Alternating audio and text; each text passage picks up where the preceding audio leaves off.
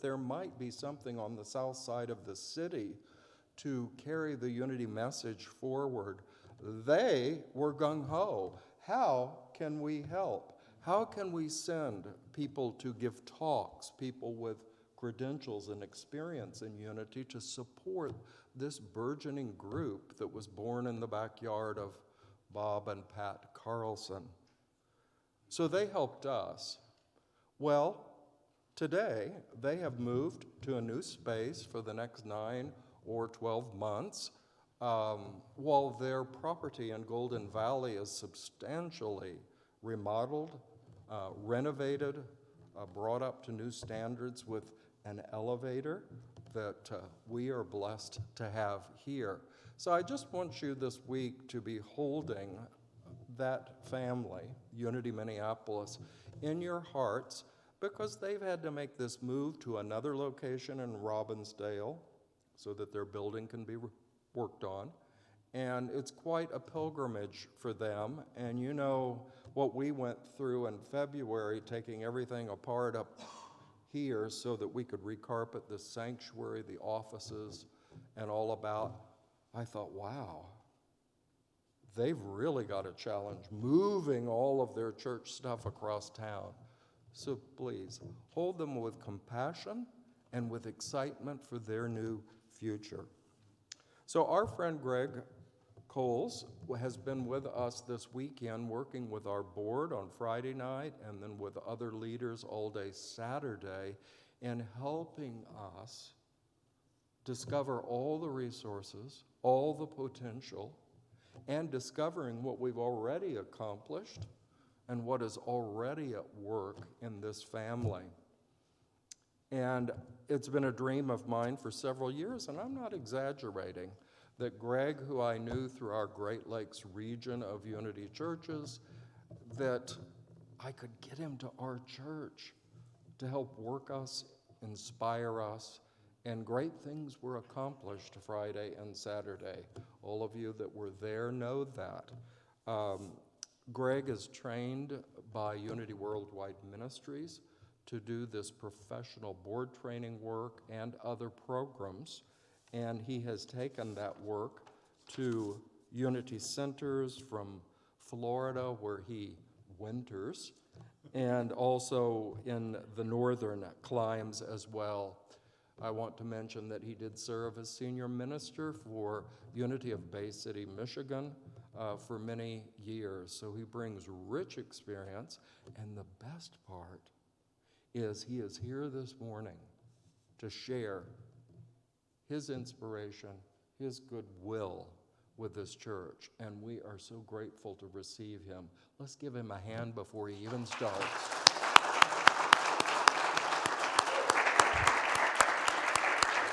Have fun. Thank you. Let's not give a hand for me. Let's give a hand for your board and leadership that did incredible work this weekend.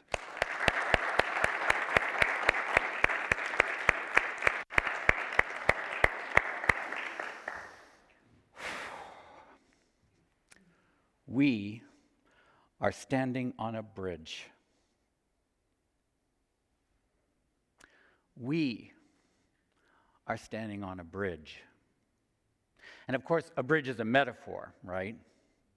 A bridge is a metaphor for change, for crossing over from here to there, from our smallness to our greatness, from our I can't to our I can. And the bridge to get us there is called faith. Ta-da! So, of course, you've heard talks on faith before, and with mine, I hope you will understand faith as a spiritual muscle that is ours to exercise, because we are standing on a bridge. So, we're going to look at 3 different questions today. 3 questions. First question, what is faith? Secondly, how are we experiencing faith as individuals? And thirdly, how are we expressing our faith as a spiritual community? So there's many definitions for faith that I looked up and explored, but the one that touched my heart came from an East Indian poet, many of you may know, Tagore. He was one of the winners of the Nobel Prize for Literature.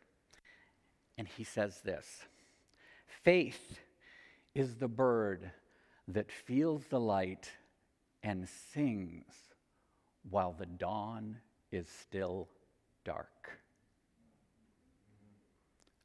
Oh. Faith is the bird that feels the light and sings while the dawn is still dark. And I love that metaphor of perceiving the light, that God energy, and then taking authentic action. I researched another definition of faith from the Revealing Word, of course, written by our co-founder, Charles Fillmore. So many of you are familiar with this definition. Faith, he says, is the perceiving power of mind. And when he writes mind, he uses a capital M. It's important. Faith is the perceiving power of mind linked with the power to shape substance. And for me, this is very much the same as Tagore, just written with a different language and a different metaphor. When Fillmore writes, faith is the perceiving power of mind, he's talking about our perceiving the power of God, capital M, God mind, linked with the power to shape substance. And that substance he's referring to is that God, the good energy everywhere, that who has the power to shape? Who shapes that energy? We do.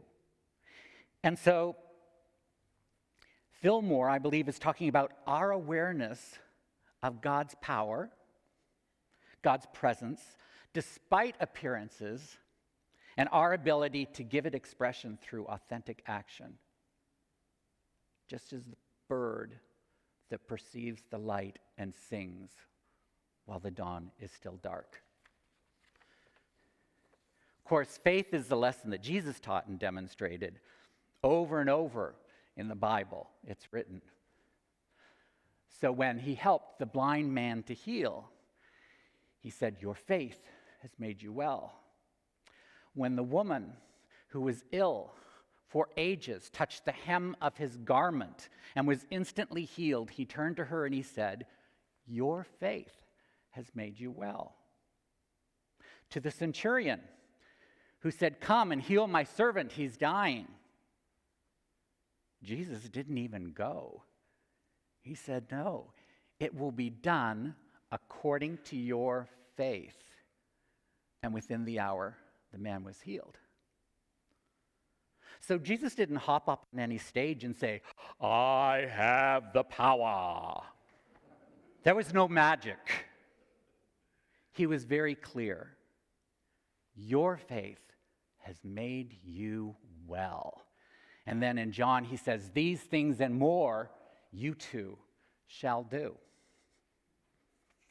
So, what about us? Because for me, it really doesn't matter what Charles says, what Tagore says, what Jesus says. How are we expressing our faith today as individuals? Perhaps to transition from a relationship that needs healing into wholeness, or from an addiction to freedom, from our fear into courage, from an illness into health, from a sense of lack to abundance and gratitude.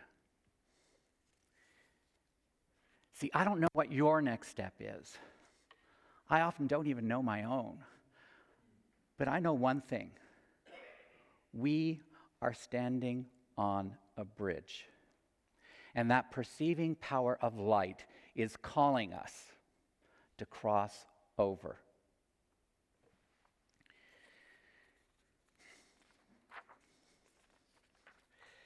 I think each of us has journeyed over that bridge several times during our lifetimes, right? Yeah, we can recall. So I wanted to share one story of my crossing over the bridge. And this was the bridge to becoming a Unity minister, which I did kicking and screaming. So it was about 20 years ago, and I was visiting Unity Church of Overland Park to apply for a job for the weekend. I was there for the weekend to interview Director of Worship and Volunteers. And there was some spare time on Saturday, and the vice president said to me, vice president of the board, "Do you want to go to the village?"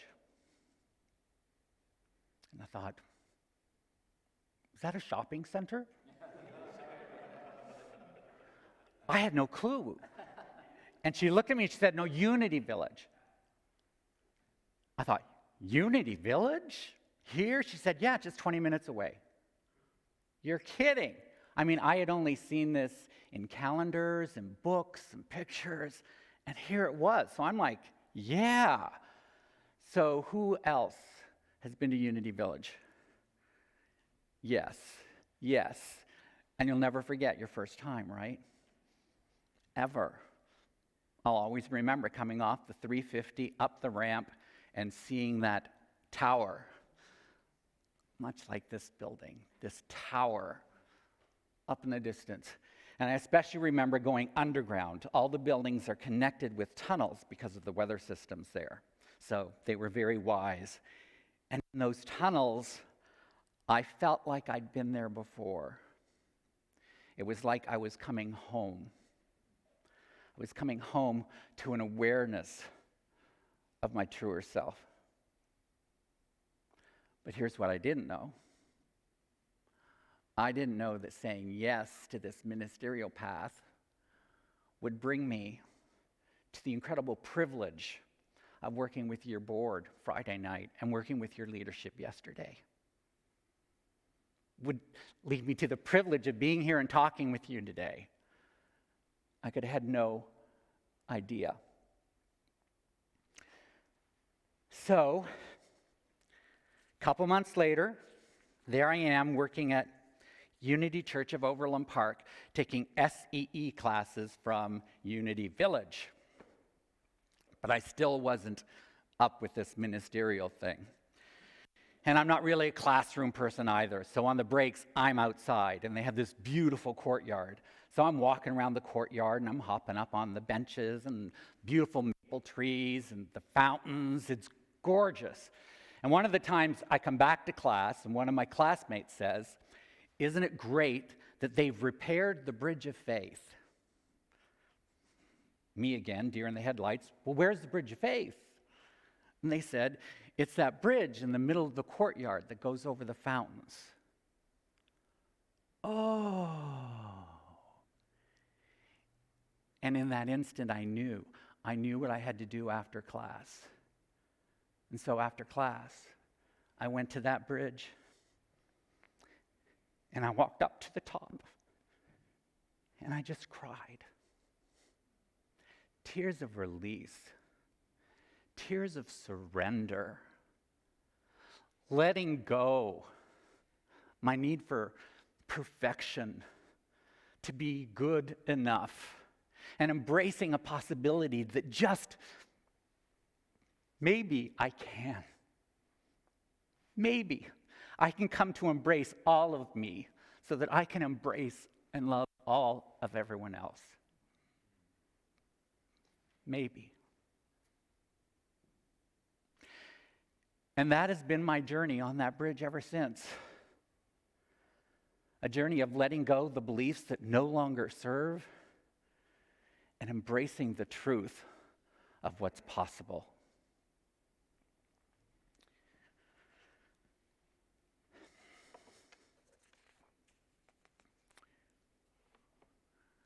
We are standing on a bridge. Traveling that bridge of faith is really about a personal transition, right? A personal transformation. It's not about changing anything out there. It's not about any titles, locations. It's an inward journey from dying from the within outward and letting something else have its way with us. It's very much like the caterpillar that transitions to the butterfly. And I remember as a kid thinking, oh, that's so cool, that's so sweet, that's so neat. And then I found out, no, not so much.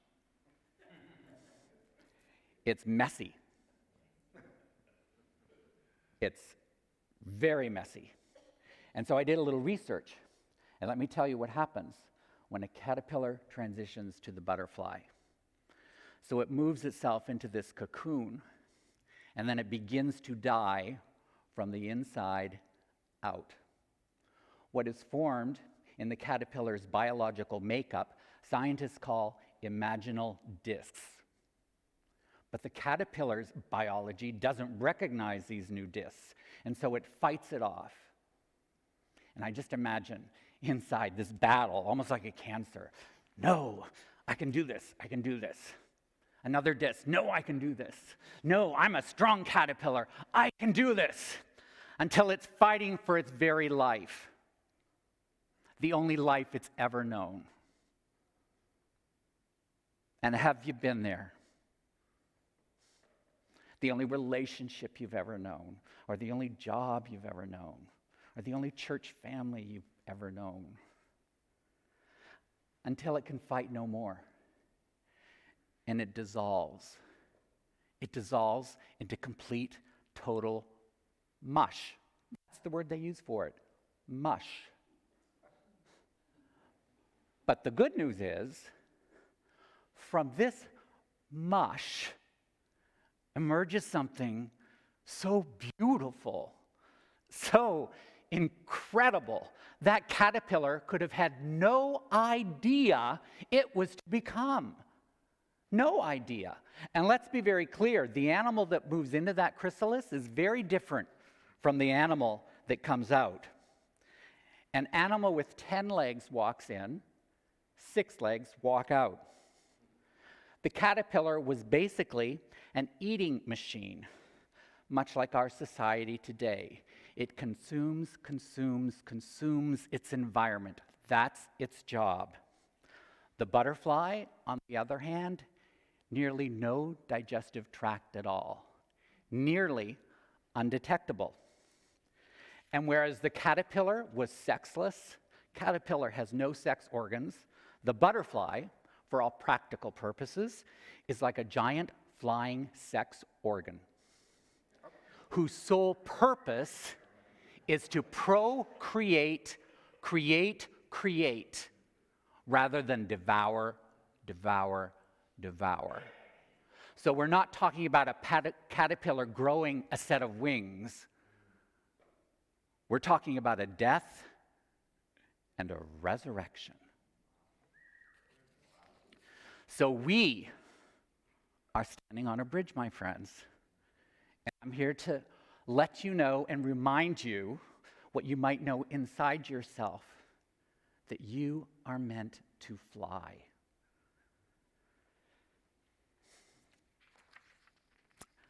I believe Unity South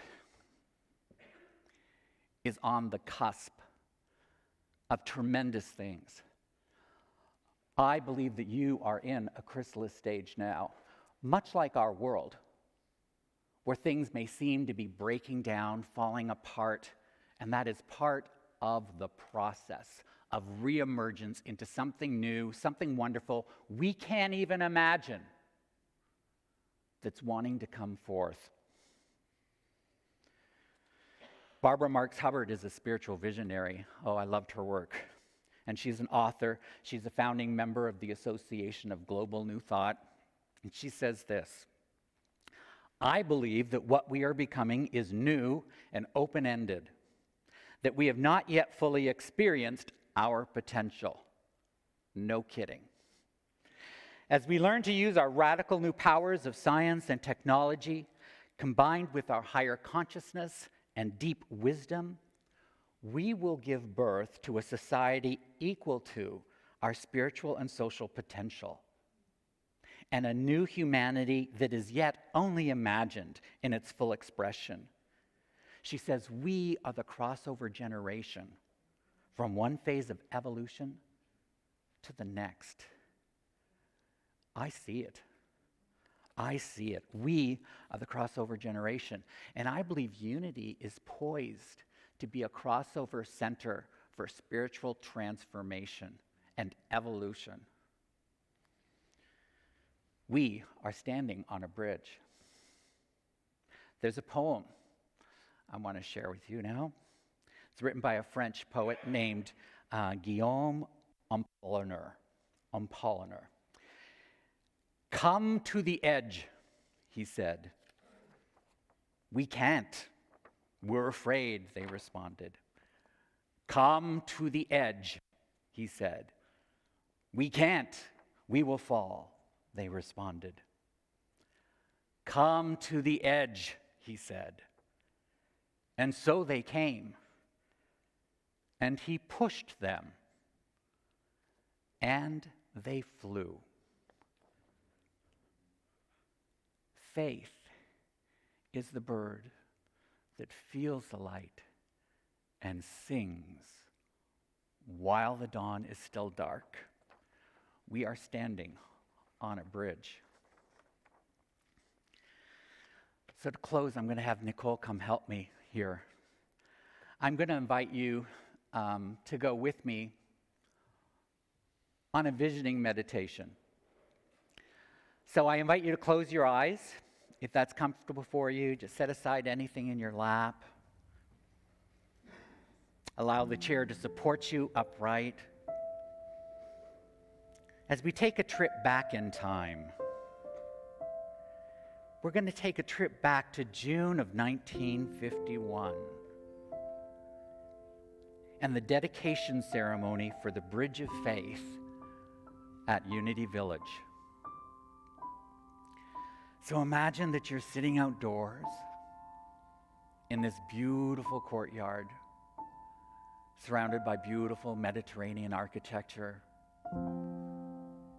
It's June, it's warm. You can feel the sun on your face, the light trickle of breeze as it brushes over the hairs on your arm, the feet planted on the ground, and you feel this energy of excitement, this energy of celebration and enthusiasm of something new to come. And there's music playing. It wasn't Nicole back then, but there was music playing. And you hear the music. And then you listen. We listened to these words spoken that day on June of 1951 by Unity minister Ernest Wilson. A bridge is an affirmation. It is man's assertion of I can to nature's challenge, you cannot. It is a symbol of the pathway from frustration to fulfillment.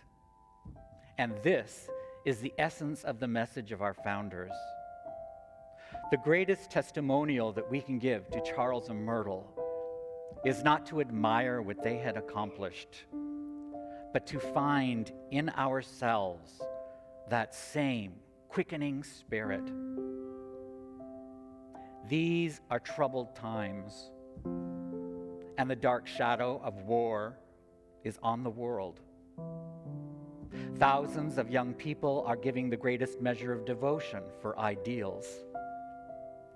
If ever there was a time when men should lift up their hearts and find a pattern of faith to emulate, it is now. If ever there was a time when men should lift up their hearts and find a pattern of faith to emulate, it's now. So let's take this now moment to move within, to surrender to the breath, to feel the breath, and know that we are being breathed. It's effortless. that we are but expressions of something so much greater than ourselves, with infinite potential. And so we listen for the guidance of Spirit. We listen for that still small voice as it calls us to cross over from whatever bridge is before us, and to listen to that still small voice. We move now into the quiet, into the silence.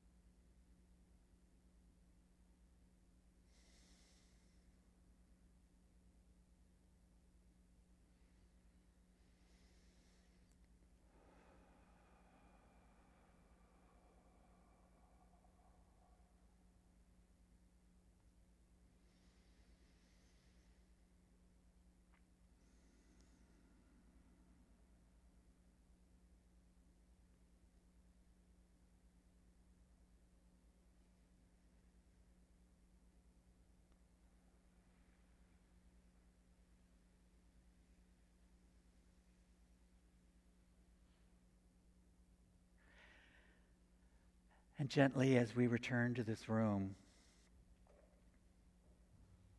we remember this truth, that all that we need is already within us. All that we need, more than we can imagine, is already within us. And the rest is just unwritten. And so it is. So we let it be. Amen.